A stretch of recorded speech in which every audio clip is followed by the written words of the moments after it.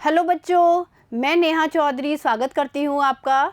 देखिए बच्चों, हम लोग यूनिट नंबर 11 पी ब्लॉक के तत्व पढ़ रहे थे और पिछले वीडियो में हम लोगों ने कार्बन के असंगत व्यवहार और कार्बन के अपर रूप के बारे में पढ़ा। और देखिए बच्चों, आज हम लोग बात करेंगे कार्बन तथा सिलिकॉन के प्रमुख यौगिकों के बारे में। तो देखिए ध्यान दीजिए, देखिए कार्बन तथा सिलिकॉन के प्रमुख यौगिक। और देखिए सबसे पहले कार्बन के ऑक्साइड। तो सबसे पहले हम कार्बन के ऑक्साइड के बारे में बात करेंगे। देखिए कार्बन के दो महत्वपूर्ण ऑक्साइड कार्बन मोनोऑक्साइड CO तथा कार्बन डाइऑक्साइड CO2 है। देखिए बच्चों, समझने की कोशिश करिए कि कार्बन के दो महत्वपूर्ण ऑक्साइडों के बारे में हम लोग बात करें तो दो महत्वपूर्ण ऑक्साइड होते हैं, एक तो कार्बन मोनोऑक्साइड और दूसरा है कार्बन डाइऑक्साइड। और देखिए कार्बन मोनोऑक्साइड को CO यानी कैपिटल C और कैपिटल O के द्वारा प्रदर्शित किया जाता है, CO के द्वारा।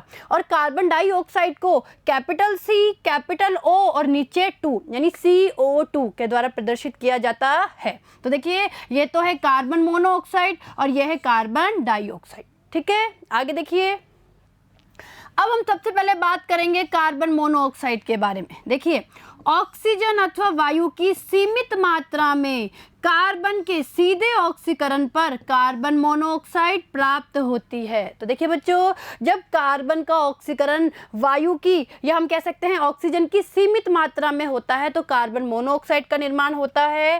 और देखिए इस अभिक्रिया को देखिए किस तरीके से अभिक्रिया संपन्न होती है। देखिए 2C यानी ये कार्बन है, 2C प्लस O2 गर्म करेंगे इसको और देखिए क्या बन गया 2CO। यानी कहने का मतलब है कि यहाँ पे ऑक्सीकरण हो रहा है और जो ये ऑक्सीकरण हो रहा है ये वायु की या हम बोल सकते हैं ऑक्सीजन की सीमित मात्रा में हो रहा है। तो देखिए कार्बन का ऑक्सीकरण ऑक्सीजन की या वायु की सीमित मात्रा में कराने पर कार्बन मोनोऑक्साइड बनती है। आगे देखिए सांद्र सल्फ्यूरिक अम्ल तथा 373 केल्विन पर फॉर्मिक अम्ल का निर्जलीकरण कराने पर अल्प मात्रा में शुद्ध कार्बन मोनोऑक्साइड प्राप्त होती है। और इसी तरीके से देखिए ये हमारा क्या है, फार्मिक अम्ल है, यानी फार्मिक अम्ल का निर्जलीकरण करवा रहे हैं हम लोग किसके द्वारा, सांद्र सल्फ्यूरिक अम्ल और 373 केल्विन ताप पर। तो क्या होगा देखिए बच्चों, यहाँ पे H2O यानी जल का अणु बनेगा, साथ में कार्बन मोनोऑक्साइड बनेगी। और देखिए यहाँ पे जो कार्बन मोनोऑक्साइड प्राप्त होती है ये कैसी प्राप्त होती है, शुद्ध। ठीक है, आगे औद्योगिक रूप से इसे कोक पर भाप यानी स्टीम प्रवाहित करके बनाया जाता है। इस प्रकार CO यानी कार्बन मोनोऑक्साइड तथा H2 यानी हाइड्रोजन का प्राप्त मिश्रण वाटर गैस अथवा संश्लेषण गैस यानी सिंथेसिस गैस कहलाता है। देखो तो ध्यान दीजिए, बहुत अच्छा पॉइंट है। यानी क्या होता है कि जब कोक पर भाप प्रवाहित किया जाता है, यानी कोक पर जब भाप प्रवाहित की जाती है तो एक तो बनता है कार्बन मोनोऑक्साइड और साथ में बनती है H2 यानी यहाँ बनती है CO और H2। ठीक है, दोनों बनती है। और देखिए बच्चों इनके मिश्रण को, इन दोनों के मिश्रण को या तो वाटर गैस कहा जाता है या संश्लेषण गैस या सिंथेसिस गैस कहा जाता है। और देखिए बच्चों ये हमें पता होना चाहिए। और देखिए ध्यान दीजिए यहाँ पर अभिक्रिया किस तरीके से होती है।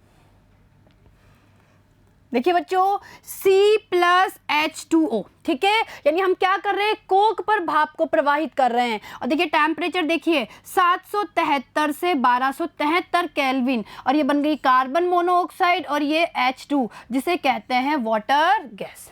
क्लियर है, आगे देखिए जब भाप के स्थान पर वायु का प्रयोग किया जाता है। अब देखिए समझिए यहाँ पर कि भाप की जगह अगर वायु प्रवाहित की जाती है तो CO तथा N2 यानी कार्बन मोनोऑक्साइड और नाइट्रोजन का मिश्रण प्राप्त होता है और इसे प्रोड्यूसर गैस कहते हैं। देखिए बच्चों समझिए यहाँ पर कि जो CO और N2 का जो मिश्रण प्राप्त होता है इसे कहा जाता है प्रोड्यूसर गैस। और ये भी हमें पता होना चाहिए। देखिए बच्चों परीक्षा में पूछ लिया जाता है कि वाटर गैस का संगठन बताइए, यानी कौन कौन सी गैस होती है वाटर गैस में, या कभी कभी प्रोड्यूसर गैस के बारे में पूछ लिया जाता है कि किन दो गैसों से प्रोड्यूसर गैस बनती है, यानी कौन कौन सी दो गैसें उपस्थित होती है। तो ये हमें पता होना चाहिए, कार्बन मोनोऑक्साइड और N2। ठीक है, और देखिए यहाँ पे अभिक्रिया देखिए बच्चों यहाँ पे 2C plus O2 plus 4N2, ठीक है, 1273 केल्विन पे ये बन गया 2CO प्लस 4N2, यानी CO और N2 का जो मिश्रण प्राप्त हुआ है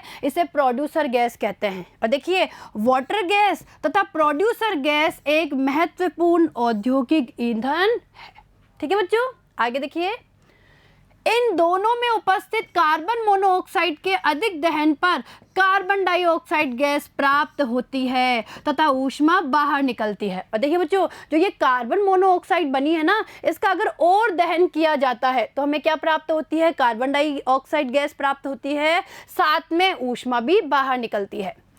कार्बन मोनोऑक्साइड जल में लगभग अविलेय, रंगहीन तथा गंधहीन गैस है। यह एक प्रबल अपचायक है। देखिए तो ध्यान दीजिएगा, कार्बन मोनोऑक्साइड क्या है? एक प्रबल अपचायक है। यह क्षारीय धातु, क्षारीय मृदा धातु, एल्यूमिनियम तथा कुछ संक्रमण तत्वों के ऑक्साइड के अतिरिक्त अन्य तत्वों के ऑक्साइड को अपचयित कर देती है। आगे देखिए, कार्बन मोनोऑक्साइड के इस गुण का प्रयोग विभिन्न धातुओं के ऑक्साइड अयस्क से धातु निष्कर्षण में होता है। देखिए बच्चों, इस पॉइंट पे वापस ध्यान दीजिए। भाई होता क्या है कि जो कार्बन मोनोऑक्साइड है ना, यह क्षारीय धातु, क्षारीय मृदा धातु, एल्यूमिनियम और कुछ संक्रमण तत्वों के ऑक्साइड के अतिरिक्त जो अन्य तत्व है उनके ऑक्साइडों को अपचयित कर देती है। तो होता क्या है, इसका उपयोग धातु निष्कर्षण में किया जाता है, यानी विभिन्न धातुओं के ऑक्साइड अयस्क से धातु निष्कर्षण में इस कार्बन मोनोऑक्साइड का उपयोग किया जाता है। और देखिए इस अभिक्रिया को देख लीजिए। देखिए बच्चों, किस तरीके से इसका उपयोग होता है। देखिए Fe2O3, ये कोई आयरन का ऑक्साइड है, 3CO यानी कार्बन मोनोऑक्साइड हम लोग काम में लेंगे, इसे गर्म करेंगे। ये देखिए 2Fe यानी धातु का निष्कर्षण हो गया, हमें आयरन प्राप्त हो गया, प्लस 3CO2, ठीक है। आगे देखिए इसी तरीके से ZnO यानी जिंक ऑक्साइड है, कार्बन मोनोऑक्साइड से अभिक्रिया करेगा, यानी गर्म करेंगे इसको, ये जिंक और CO2, ठीक है बच्चों। आई अभिक्रिया समझ में। आगे देखिए CO यानी कार्बन मोनोऑक्साइड। देखिए बच्चों, इस तरीके से इसकी संरचना होती है कार्बन मोनोऑक्साइड की, जिसमें कार्बन और ऑक्सीजन के बीच में ट्रिपल बॉन्ड होता है। और देखिए इसके पास भी एकांक इलेक्ट्रॉन युग्म और ऑक्सीजन के पास में भी एकांक इलेक्ट्रॉन युग्म, ठीक है। तो देखिए CO अणु में कार्बन तथा ऑक्सीजन के मध्य एक सिग्मा तथा 2 पाई बंद होते हैं। देखिए बच्चों, समझिए यहाँ पर कि भाई अगर हम लोग कार्बन मोनोऑक्साइड की संरचना की बात करें, देखिए इस तरीके से इसकी संरचना होती है, इसके पास भी एकांक इलेक्ट्रॉन युग्म, इसके पास भी एकांक इलेक्ट्रॉन युग्म, और ये एक तो होता है सिग्मा बंद और ये 1 और 2 क्या होते हैं? पाई बंद, ठीक है बच्चों। आगे, कार्बन परमाणु पर एकांक इलेक्ट्रॉन युग्म की उपस्थिति के कारण कार्बन मोनोऑक्साइड दाता यानी डोनर के समान व्यवहार करती है तथा कई धातुओं के साथ गर्म किए जाने पर धातु कार्बोनिल बनाती है, ठीक है। आगे देखिए, कार्बन मोनोऑक्साइड की अत्यंत विषैली प्रकृति हीमोग्लोबिन के साथ एक संकुल बनाने की इसकी योग्यता के कारण होती है, जो ऑक्सीजन हीमोग्लोबिन संकुल से 300 गुना अधिक स्थायी होती है, ठीक है। यानी कहने का मतलब है कि जो कार्बन मोनोऑक्साइड है वो अत्यंत विषैली गैस होती है और ये हीमोग्लोबिन के साथ जुड़ के एक संकुल का निर्माण करती है, और जो ये संकुल बनता है ना, ये ऑक्सीजन हीमोग्लोबिन संकुल से 300 गुना अधिक स्थायी होता है, ठीक है बच्चों।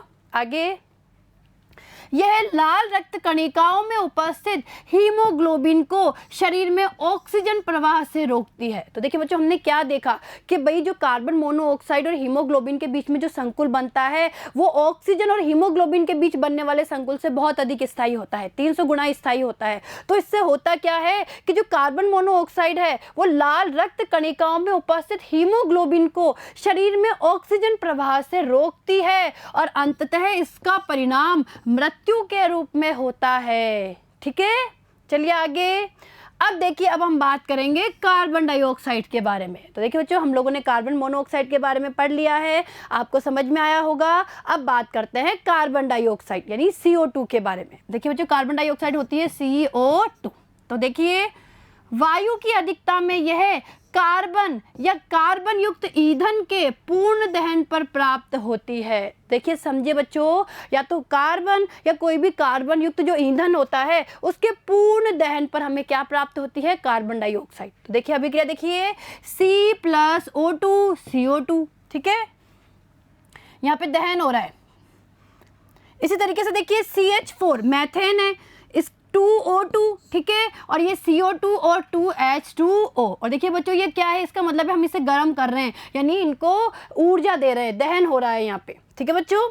आगे देखिए प्रयोगशाला में इसे कैल्शियम कार्बोनेट पर तनु HCl की अभिक्रिया द्वारा बनाया जा सकता है। अब देखिए बच्चों, अगर हम प्रयोगशाला यानी लेबोरेटरी की बात करें तो लैब में कैल्शियम कार्बोनेट पर तनु HCl की अभिक्रिया के द्वारा हम CO2 को बना सकते हैं। और देखिए इसकी अभिक्रिया को देखिए, देखिए बच्चों ये क्या है, CaCO3 है, कैल्शियम कार्बोनेट है, इसकी अभिक्रिया 2HCl के साथ होगी, ये बन गया CaCl2, और ये देखिए कार्बन डाइऑक्साइड बन गई और साथ में जल का अणु बन गया। क्लियर है, चलिए आगे। औद्योगिक रूप में चूना पत्थर यानी लाइम स्टोन को गर्म करके यह बनाया जाता है।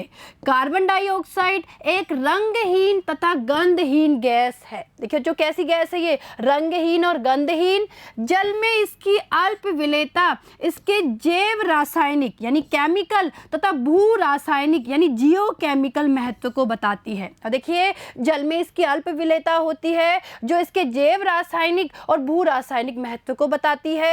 जल के साथ यह कार्बोनिक अम्ल बनाती है जो एक दुर्बल द्विक्षारकीय अम्ल है। देखिए बच्चों पता होना चाहिए कि भाई जल के साथ ये क्या बनाएगी, कार्बोनिक अम्ल बनाएगी। और देखिए जो कैसा होता है, दुर्बल द्विक्षारकीय अम्ल होता है। आगे देखिए, तो देखिए बच्चों कार्बोनिक अम्ल निम्नलिखित दो पदों से वियोजित होते हैं। तो देखिए जो समझिए सबसे पहले भाई होता क्या है, जो हमारी कार्बन डाइऑक्साइड है ना, ये जल के साथ में क्या बनाती है, कार्बोनिक अम्ल यानी H2CO3, ये कार्बोनिक अम्ल बनाती है। और देखिए बच्चों जो ये कार्बोनिक अम्ल है, ये जो कार्बोनिक अम्ल है ये निम्नलिखित तरीके से वियोजित होता है। तो देखिए कैसे वियोजित होता है, पहले देखिए H2CO3, देखिए इसका वियोजन देखिए जल में किस तरीके से इनका वियोजन होता है। H2CO3 है, ठीक है, ये H2O है। देखिए ये कार्बोनिक अम्ल है H2CO3 और ये H2O है। सबसे पहले क्या होगा, ये टूटेगा। ये कैसे टूटेगा, H प्लस का और HCO3 माइनस का। देखिए बच्चों समझे, यहाँ पर यहाँ बता रही हूँ मैं कि जो H2CO3 है वो कैसे टूटेगा, पहले टूटेगा H प्लस का और HCO3 माइनस का, इस रूप में टूटेगा। और जो ये H प्लस है ये इस जल के अणु से जाके जुड़ जाएगा, यानी कहने का मतलब इस ऑक्सीजन के पास जाके जुड़ जाएगा। तो क्या बन गया, एक तो बन गया HCO3 माइनस और ये बन गया H3O प्लस, ठीक है। अरे भाई जो ये H प्लस है ये इस ऑक्सीजन के पास जुड़ गया, जल के ऑक्सीजन के पास जुड़ गया और ये हाइड्रोनियम आयन H3O प्लस बन गया, ठीक है। अब देखिए आगे क्या होता है, जो ये HCO3 माइनस बना है ये फर्दर वियोजित होता है, दोबारा इसका वियोजन होता है। देखिए ये वापस कैसे टूटेगा, अब देखिए बच्चों ये जो HCO3 माइनस है ये टूटेगा H प्लस का और CO3 माइनस 2 का, इस रूप में टूटेगा। तो देखिए बच्चों यहाँ पे क्या होगा, ये H प्लस दोबारा जल के अणु से जुड़ जाएगा, यानी ये H प्लस भी इस जल के अणु से जुड़ जाएगा। तो देखिए क्या बन गया, CO3 2 माइनस बन गया और ये H3O प्लस बन गया। आया समझ में। तो इस तरीके से क्या होता है, कार्बनिक अम्ल का दो पदों में वियोजन होता है। आगे देखिए H2CO3 और HCO3 माइनस यानी इनका बफर विलयन रक्त की पीएच को 7.26 से 7.42 के मध्य अनुरक्षित रखता है। अब देखिए बच्चों H2CO3 अपॉन HCO3 माइनस यानी इनका जो बफर विलयन होता है वो क्या करता है, रक्त की पीएच को 7.26 से 7.42 के मध्य अनुरक्षित करता है। अम्लीय प्रकृति होने के कारण क्षारों के साथ क्रिया कर धातु कार्बोनेट बनाता है, ठीक है। आगे कार्बन डाइऑक्साइड वायुमंडल में लगभग 0.03% यानी आयतन से उपस्थित रहता है, जिसका उपयोग प्रकाश संश्लेषण यानी फोटोसिंथेसिस प्रक्रिया में होता है। और देखिए बच्चों, ये फोटोसिंथेसिस प्रक्रिया हम लोग पढ़ के भी आए हुए हैं, जिसके द्वारा क्या होता है, जो हरे पौधे होते हैं वो सूर्य के प्रकाश की उपस्थिति में अपना भोजन बनाते हैं और वो कार्बन डाइऑक्साइड को काम में लेते हैं। तो देखिए, इस प्रक्रिया में हरे पौधे वायुमंडलीय CO2 को कार्बोहाइड्रेट जैसे ग्लूकोज में परिवर्तित कर देते हैं। इस प्रक्रिया में रासायनिक परिवर्तन को इस प्रकार प्रदर्शित किया जा सकता है। तो देखिए, यह अभिक्रिया देखिए किस तरीके से होती है। देखिए बच्चों, 6CO2 प्लस 12H2O यानी 6 तो CO2 के अणु और 12 जल के अणु, ठीक है। H यानी सूर्य के प्रकाश की उपस्थिति में और क्लोरोफिल की उपस्थिति में। और देखिए कार्बन डाइऑक्साइड यहाँ पे काम आ रही है, ये क्या बन गया, C6H12O6 कार्बोहाइड्रेट बन गया ग्लूकोज, 6 बन गए ऑक्सीजन के अणु 6O2 और 6 बन गए जल के अणु, ठीक है। तो देखिए बच्चों, ये हमारी रासायनिक अभिक्रिया होती है किसकी, प्रकाश संश्लेषण की। क्लियर है, चलिए आगे। इस प्रक्रिया द्वारा पौधे जंतुओं, मनुष्यों तथा स्वयं के लिए भोजन बनाते हैं। कार्बन मोनोऑक्साइड के विपरीत यह विषैली प्रकृति की नहीं होती, परंतु जीवाश्म ईंधन के बढ़ते दहन तथा सीमेंट निर्माण के लिए चूना पत्थर यानी लाइमस्टोन के विघटन के कारण वायुमंडल में CO2 की मात्रा बढ़ती है। देखिए बच्चों, समझिए यहाँ पर कि कार्बन मोनोऑक्साइड की तुलना में कार्बन डाइऑक्साइड ज़्यादा विषैली नहीं होती, लेकिन देखिए बच्चों क्या हो रहा है, जो जीवाश्म ईंधन है तो उनके बढ़ते दहन से और सीमेंट निर्माण के लिए जो चूना पत्थर का विघटन किया जाता है, उससे क्या हो रहा है, वायुमंडल में जो CO2 की मात्रा है, कार्बन डाइऑक्साइड की मात्रा है, वो लगातार बढ़ती जा रही है। और जिससे क्या होता है, वायुमंडल के ताप में वृद्धि हो रही है। देखिए बच्चों, इससे क्या हो रहा है, हमारे वायुमंडल के ताप में वृद्धि हो रही है और इसे हरित ग्रह प्रभाव कहते हैं। देखिए बच्चों, इसे क्या कहा जाता है, हरित ग्रह प्रभाव यानी ग्रीन हाउस इफेक्ट। देखिए बच्चों, आपको पता होना चाहिए, हरित ग्रह प्रभाव को ग्रीन हाउस इफेक्ट भी कहते हैं। और आगे देखिए, इसके अनेक दुष्परिणाम सामने आए हैं। तो देखिए बच्चों, ये CO2 के कारण क्या हो रहा है, दिनों दिन क्या हो रहा है, जो हमारे वायुमंडल है उसके ताप में वृद्धि हो रही है और ग्रीन हाउस इफेक्ट हो रहा है, ठीक है। चलिए आगे। द्रवित CO2 का प्रसार शीघ्रता से होने के कारण कार्बन डाइऑक्साइड गैस को शुष्क बर्फ के रूप में प्राप्त किया जा सकता है। शुष्क बर्फ का उपयोग आइसक्रीम तथा हिम शीतित भोजन के लिए प्रशीतक के रूप में तथा गैसीय CO2 का उपयोग कार्बोनीकृत मृदु पेय में वायु से भारी तथा दहन में सहायक नहीं होने के कारण इसका उपयोग अग्निशामक के रूप में होता है, ठीक है। तो ये हमारे क्या हो गए, शुष्क बर्फ के उपयोग हो गए, साथ ही साथ CO2 का उपयोग और कहाँ हो गया, अग्निशामक में, ठीक है। चलिए आगे। CO2 का उपयोग वृहद मात्रा में यूरिया के निर्माण में होता है। CO2 अणु में कार्बन परमाणु sp संकृत होता है। अब देखिए बच्चों, हम इसकी संरचना की बात कर लेते हैं कि CO2 में जो कार्बन परमाणु है वो कैसा होता है, sp संकृत होता है। कार्बन परमाणु 2 sp संकृत कक्षक ऑक्सीजन परमाणु के 2 p कक्षकों के साथ अतिव्यापन करके 2 सिग्मा बंध बनाते हैं। तो देखिए होता क्या है वहां पर कि कार्बन परमाणु के जो 2 sp संकृत कक्षक होते हैं ना, वो ऑक्सीजन परमाणु के 2 p कक्षकों के साथ अतिव्यापन करके 2 सिग्मा बंध बनाते हैं, जबकि कार्बन परमाणु के शेष 2 इलेक्ट्रॉन ऑक्सीजन परमाणु के साथ p पाई बंध बनाते हैं, ठीक है। आगे देखिए, फलतः इसकी आकृति रेखीय होती है। तो इसकी आकृति कैसी होती है, रेखीय। इसमें दोनों कार्बन ऑक्सीजन बंधों की लंबाई एक समान यानी 115 पिकोमीटर रहती है। इसमें कोई द्विध्रुव आघूर्ण नहीं होता है। देखिए बच्चों, हमें पता होना चाहिए कि कार्बन डाइऑक्साइड में कोई भी द्विध्रुव आघूर्ण नहीं होता है। और देखिए, CO2 की अनुनादी संरचनाओं को इस प्रकार प्रदर्शित कर सकते हैं। तो देखिए, कार्बन डाइऑक्साइड की संरचना को समझ लीजिए। देखिए बच्चों, देखिए बच्चों, ये हमारी CO2 की संरचना होती है। देखिए C डबल बॉन्ड O, इधर भी डबल बॉन्ड O, ठीक है, ये हमारी CO2 की संरचना होती है। और इसमें जो ये कार्बन है, ये कार्बन कैसा होता है, sp संकरित होता है। कार्बन डाइऑक्साइड की आकृति कैसी होती है, रेखीय होती है। ऑक्सीजन के पास में 1 और 2 दो एकांक के इलेक्ट्रॉन युग्म, और इस ऑक्सीजन के पास में भी 2 एकांक के इलेक्ट्रॉन युग्म होते हैं। क्लियर है। अब देखिए बच्चों, इसमें अनुनाद कैसे पाया जाता है। देखिए बच्चों, समझने की कोशिश करना कि जब ये जो एकांकी इलेक्ट्रॉन युग्म है, ये अगर इधर पाई बंध बनाने में भाग लेते हैं तो ये पाई बंध के इलेक्ट्रॉन इस ऑक्सीजन के पास आ जाते हैं। ठीक है, तो देखिए हमें ये वाली अनुनादी संरचना प्राप्त होगी, यानी इसके इलेक्ट्रॉन, एकांकी इलेक्ट्रॉन युग्म पाई बंध बनाने में भाग ले रहे हैं, यानी यहाँ पे अब क्या हो गए, 3 बंध बन गए। तो ये 3 बंध बन गए, ऑक्सीजन पे प्लस आवेश आ गया, और इस ऑक्सीजन के पास देखिए 3 एकांक के इलेक्ट्रॉन युग्म, 1 2 3 एकांक के इलेक्ट्रॉन युग्म हो गए, और इस पे आ गया ये माइनस आवेश। ठीक है, यानी इस ऑक्सीजन पे तो आ गया प्लस, इस ऑक्सीजन पे आ गया माइनस। ठीक है, एक तो ये अनुनादी संरचना होती है।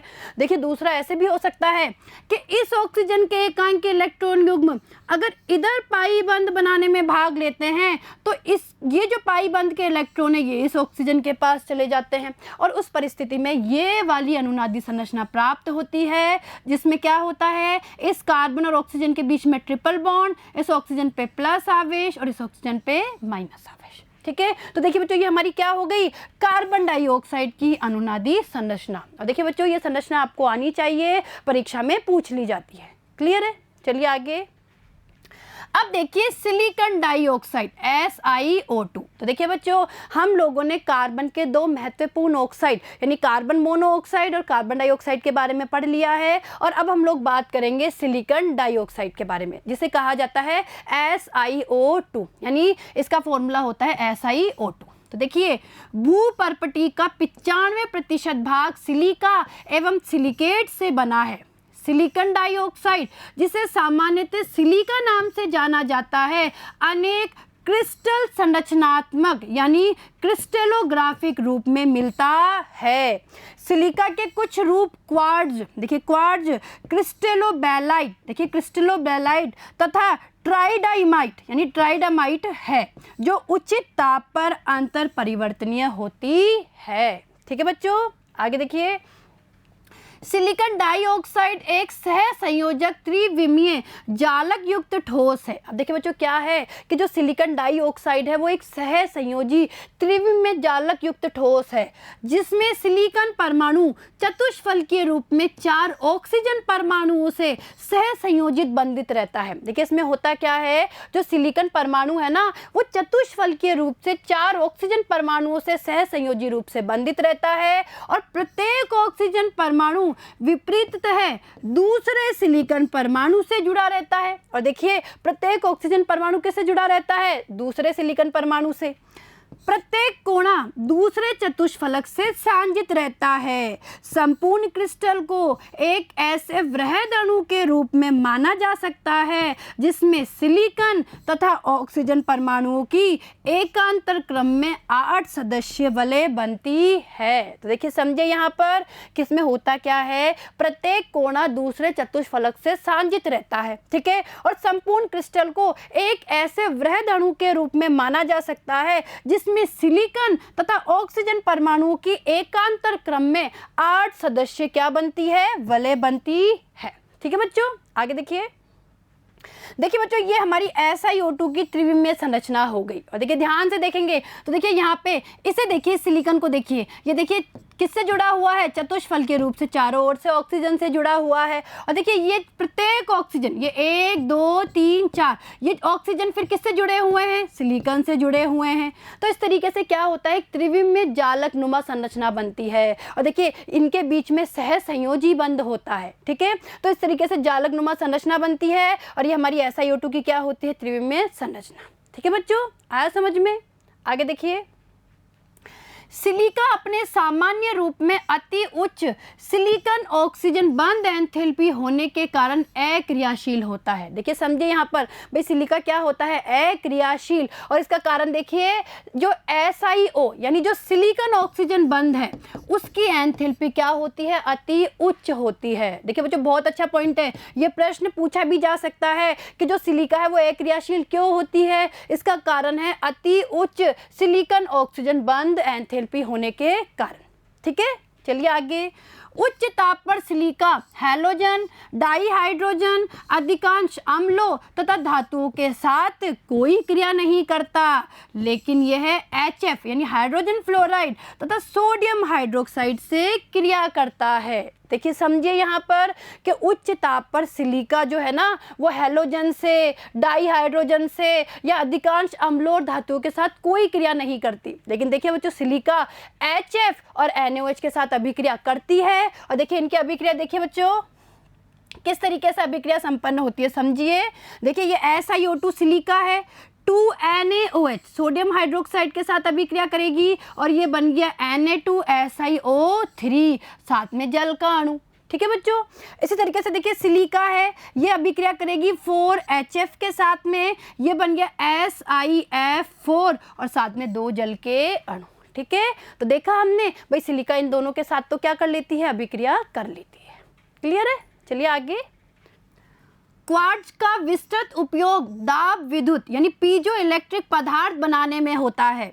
इससे अति यथार्थ घड़ियां, आधुनिक रेडियो, दूरदर्शन प्रसारण, गतिशील रेडियो संचार व्यवस्था आदि का निर्माण संभव हो सका है। ठीक है, सिलिका जेल का उपयोग शुष्कन कर्मक यानी ड्राइंग एजेंट, वर्णलेखी पदार्थ यानी क्रोमेटोग्राफिक मटेरियल के रूप में तथा उत्प्रेरक के रूप में होता है। देखिए जो समझे यहाँ पर कि सिलिका जेल का उपयोग किस किस में होता है, एक तो ड्राइंग एजेंट यानी शुष्कन कर्मक के रूप में, दूसरा वर्णलेखी पदार्थ के रूप में तथा उत्प्रेरक के रूप में होता है। ठीक है, आगे। सिलिका का एक अक्रिस्टलीय रूप यानी अमोर्फस फॉर्म किसेल गुड़, देखिए किसेल गुड़ का उपयोग छनित्र संयंत्र यानी फिल्ट्रेशन प्लांट्स में होता है। ठीक है बच्चों, ये सिलिका के हो गए उपयोग। चलिए आगे। अब देखिए सिलिकॉन, देखिए बच्चों यह कार्ब सिलिकॉन बहुलकों का एक वर्ग है जिसमें R2SiO2 पुनरावर्ती इकाई होती है। देखिए बच्चों क्या है, ये कार्ब सिलिकॉन बहुलकों का एक वर्ग है और इसमें देखिए जो पुनरावर्ती इकाई होती है वो क्या होती है, R2SiO2। ठीक है, सिलिकॉन के निर्माण में प्रारंभिक पदार्थ एल्किल अथवा एरिल प्रतिस्थापी सिलिकॉन क्लोराइड होता है। और देखिए इसका फॉर्मूला देखिए RnSiCl और ब्रैकेट में है 4 - N। ठीक है बच्चों, देखिए वापस देखिए समझिए इसे। देखिए क्या है ये भाई, सिलिकॉन के निर्माण में जो प्रारंभिक पदार्थ होता है ना वो एल्किल अथवा एरिल प्रतिस्थापी सिलिकॉन क्लोराइड होता है और ये इसका फॉर्मूला होता है RnSiCl और ये है 4 - N। और देखिए यहाँ पे R क्या है, जिसमें R एल्किल अथवा एरिल समूह होता है। ठीक है, चलिए आगे।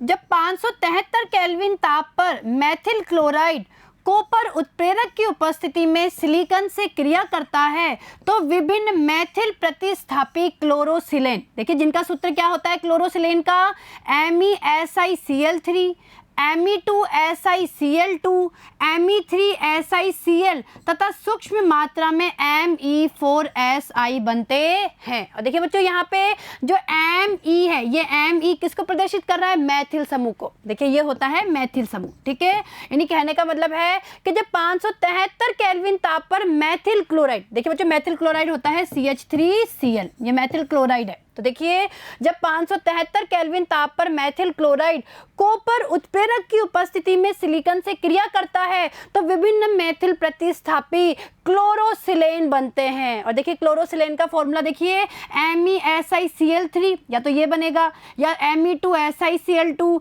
फिर Me3SiCl और सूक्ष्म मात्रा में Me4Si बनते हैं। ठीक है, डाईमेथिल डाईक्लोरोसिलेन। देखिए बच्चों, डाईमेथिल डाईक्लोरोसिलेन क्या होगा, ये होगा Me2SiCl2, जिसे हम इस तरीके से भी लिख सकते हैं CH3 2SiCl2। ठीक है, ये क्या है, डाईमेथिल डाईक्लोरोसिलेन। तो देखिए डाईमेथिल डाईक्लोरोसिलेन यानी CH3 का होल ट्वाइस SiCl2 के जल अपघटन के उपरांत संघनन बहुलकीकरण द्वारा श्रृंखला बहुलक प्राप्त होते हैं। तो देखिए बच्चों, अभिक्रिया देखिए इसकी, देखिए ये मैथिल क्लोराइड है, देखिए बच्चों CH3Cl, 2 अणु मैथिल क्लोराइड के हैं। देखिए बच्चों, देखिए अभिक्रिया को, यहाँ पे 2 अणु मैथिल क्लोराइड के हैं जिनकी अभिक्रिया Si सिलिकॉन के साथ हो रही है कॉपर पाउडर और 570 केल्विन पर। ठीक है, देखिए क्या बना, एक तो बन गया CH3 का होल ट्वाइस SiCl2, जिसे हम क्या बोलेंगे, डाईमेथिल डाईक्लोरोसिलेन। ठीक है बच्चों, और देखिए जब ये दोबारा अभिक्रिया करेगा जल से, यानी जब इसका जल अपघटन होगा और ये जल से अभिक्रिया करेगा तो 2 HCl बाहर निकल जाएंगे और देखिए हमें ये प्राप्त होगा CH3 का होल ट्वाइस Si और OH का होल ट्वाइस, यानी दोनों Cl2, मतलब कहने का मतलब है जो दोनों क्लोरीन है, यहाँ पे जो 2 क्लोरीन है उनकी जगह OH समूह आके जुड़ जाएगा, यानी इसका जब जल अपघटन होगा तो हमें ये प्राप्त होगा। ठीक है, चलिए आगे देखिए बच्चों, यहाँ पे समझ लीजिए आप लोग, देखिए क्या है CH3, ठीक है, SI से जुड़ा हुआ है CH3, OH, इधर भी CH3 और इधर OH, यानी कहने का मतलब है कि ये जो हमें प्राप्त हुआ है यौगिक, इसकी बात हो रही है। वापस देखिए बच्चों, भाई हमने क्या किया, हमारा ये मैथिल क्लोराइड है, ठीक है, मैथिल क्लोराइड है, इसकी अभिक्रिया सिलिकॉन के साथ कॉपर पाउडर और 570 केल्विन पे हो रही है। सबसे पहले बन गया डाईमेथिल डाईक्लोरोसिलेन, ठीक है, और जब इसका जल अपघटन किया गया है ना, तो HCl 2 HCl बाहर निकल गए और यहाँ पे जो दोनों क्लोरीन थे उसके पास में OH समूह आके जुड़ गया। ठीक है, और जो ये यौगिक बना है, यानी जो कंपाउंड बना है, इसका संघनन बहुलकीकरण होता है जिससे श्रृंखला बहुलक प्राप्त होता है। तो देखिए समझिए बच्चों, ये यौगिक है, तो देखिए यहाँ पे सिलिकॉन है, सिलिकॉन से देखिए 2 तो OH जुड़े हुए हैं और 2 ये मैथिल समूह जुड़े हुए हैं। ठीक है, तो देखिए ये 3 इस प्रकार के ये 3 यौगिक है, ठीक है, ये सेम है। देखिए बच्चों ध्यान दीजिए, ये सेम है, ये तीनों आपस में जुड़ रहे हैं, यानी इनका संघनन बहुलकीकरण हो रहा है। ये तीनों इकाइयां हैं,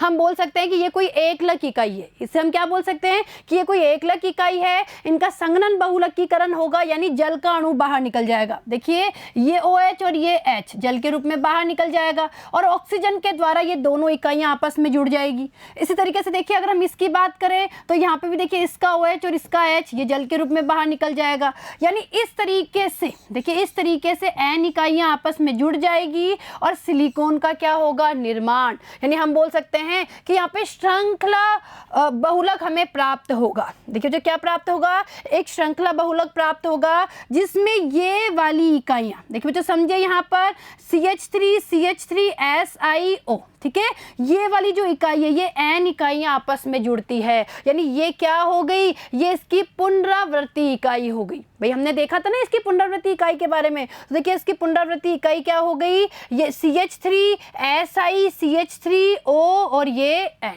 ठीक है, चलिए आगे, CH3 का होल ट्राइस SiCl मिलाने से बहुलक की श्रृंखला की लंबाई को नियंत्रित किया जा सकता है, जो निम्नानुसार सिरे को बंद कर देता है। अब देखिए तो ध्यान दीजिए, अगर हम इसे यानी CH3 का होल ट्राइस SiCl मिलाते हैं तो जो बहुलक है उसकी श्रृंखला की लंबाई को नियंत्रित कर सकते हैं, क्योंकि ये सिरे को क्या कर देता है, बंद कर देता है। तो देखिए यहाँ पे ध्यान दीजिए, देखिए ये हमारा क्या हो गया, ये तो हो गया हमारा CH3 का होल ट्राइस SiCl हो गया, और ये हमारा देखिए Si और ये 2 मैथिल समूह और OH, ठीक है, ये कंपाउंड हो गया। जैसे ही हमने ये मिलाया, यानी कहने का मतलब है CH3 का होल ट्राइस SiCl, हम इसे और क्या बोल सकते हैं, देखिए बच्चों, इसे हम बोल सकते हैं ट्राईमेथिल क्लोरोसिलेन। इसे और क्या बोल सकते हैं, ट्राईमेथिल क्लोरोसिलेन। यानी अगर हमने इसमें इस जो बहुलकीकरण की प्रक्रिया में अगर हमने इसे मिला दिया, किसे मिला दिया, ट्राईमेथिल क्लोरोसिलेन को मिला दिया, तो देखिए बहुलकीकरण होगा, जल का अणु बाहर निकलेगा, लेकिन क्या होगी, श्रृंखला की जो वो है सिरा है, ये हम बोल सकते हैं कि श्रृंखला के सिरे को ये क्या कर देगा, बंद कर देगा। तो देखिए श्रृंखला का सिरा बंद हो गया है एक तरफ से, यानी कहने का मतलब है श्रृंखला की लंबाई को हमने नियंत्रित कर लिया। ठीक है, और देखिए ये वाली इसकी क्या हो गई, पुनरावृत्ति इकाई। ठीक है बच्चों, सिलिकॉन हो गया। आया समझ में?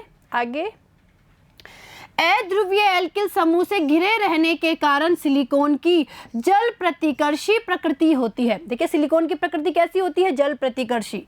सामान्यतः इनमें उच्च ऊष्मीय स्थायित्व, उच्च परावैद्युत सामर्थ्य तथा रसायनों एवं ऑक्सीकरण के प्रति प्रतिरोधात्मकता का गुण होता है। इनके विस्तृत अनुप्रयोग है। इनका उपयोग सीलित ग्रीस, विद्युत रोधी तथा जल सह वस्त्र और शल्य क्रिया व प्रसाधन संयंत्र बनाने में होता है। ठीक है, तो ये हमारे सिलिकॉन के क्या हो गए, उपयोग। और देखिए बच्चों, जल सह वस्त्र का मतलब है वाटर प्रूफ जो क्लोथ्स होते हैं, यानी जो वाटर प्रूफ होते हैं ऐसे वस्त्र बनाने में उपयोग होता है। चलिए आगे, अब देखिए सिलिकेट। देखिए बच्चों, प्रकृति में बड़ी मात्रा में सिलिकेट खनिज पाए जाते हैं।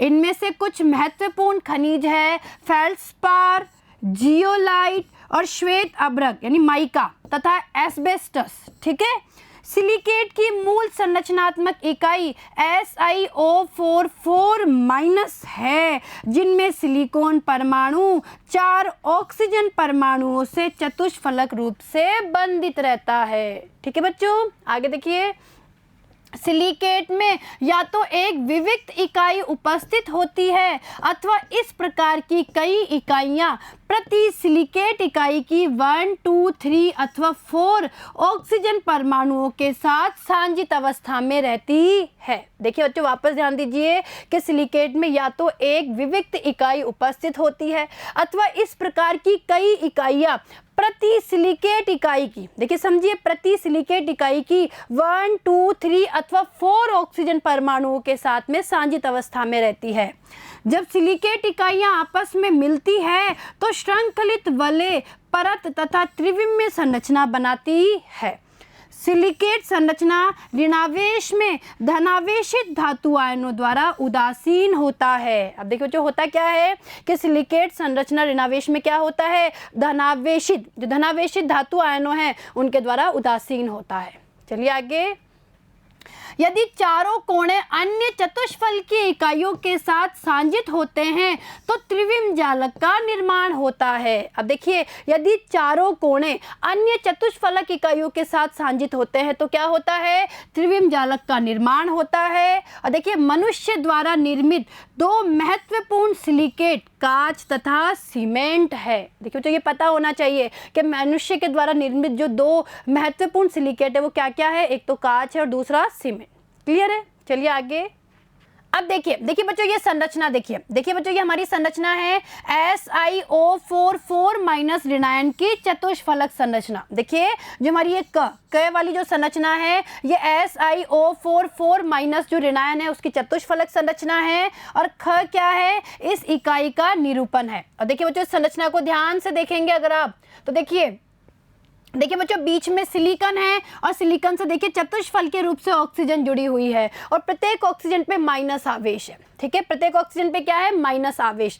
और इसी तरीके से ये इसका निरूपण है। और निरूपण की अगर हम लोग बात करें तो यहाँ पे ये डॉट, येलो कलर का जो डॉट है वो तो सिलिकॉन को प्रदर्शित कर रहा है, और इस तरीके से ब्लू कलर का जो राउंड है वो किसको प्रदर्शित कर रहा है, ऑक्सीजन को। तो देखिए बच्चों, अगर हम इसे देखेंगे, देखिए अगर इसे हम देखेंगे, मतलब जो हमारी ये SiO4 जो इकाई है इसका निरूपण देखेंगे हम लोग कि किस तरीके से निरूपित करें, तो देखिए ये 1, 2, 3, ठीक है, ये जो 3 राउंड है जिन पे माइनस आवेश है ये ऑक्सीजन को प्रदर्शित कर रहे हैं। और बीच में अगर आप ध्यान से देखेंगे तो यहाँ पे राउंड भी है, यानी ऑक्सीजन को भी प्रदर्शित कर रहा है, और डॉट का मतलब है यहाँ पे सिलिकॉन को भी प्रदर्शित कर रहा है।